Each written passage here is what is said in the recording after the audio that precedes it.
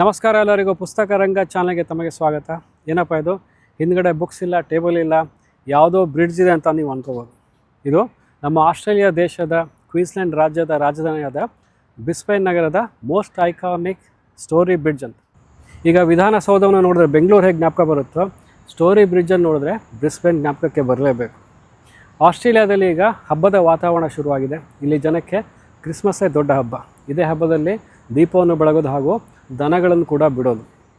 ಶಾಲಾ ಕಾಲೇಜುಗಳಿಗೆ ರಜೆ ಶುರುವಾಗಿದೆ. ನಾನು ಕೂಡ 1.5 ತಿಂಗಳು ರಜೆ ಹಾಕಿ ಭಾರತಕ್ಕೆ ಹೋಗಿ ಬರ್ತಾಯಿದ್ದೆ.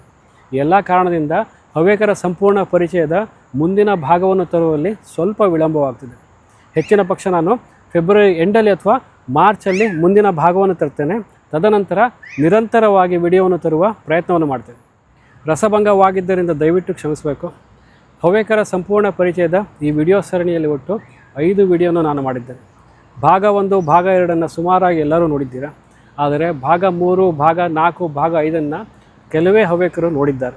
ಈ ಕಾರಣ ಈ ಬ್ರೇಕಲ್ಲಿ ತಾವು ದಯವಿಟ್ಟು ಭಾಗ 3, ಭಾಗ 4, ಭಾಗ 5 ನೋಡಿ ಹಾಗೂ ಈ ವಿಡಿಯೋಗಳ ಬಗ್ಗೆ ಬೇರೆಯವರಿಗೂ ಹೇಳಿ, ಶೇರ್ ಮಾಡಿ ಅಂತ ಹೇಳ್ತಾ ಫೆಬ್ರವರಿ ಎಂಡ್ ಅಥವಾ ಮಾರ್ಚಲ್ಲಿ ಸಿಗೋಣ.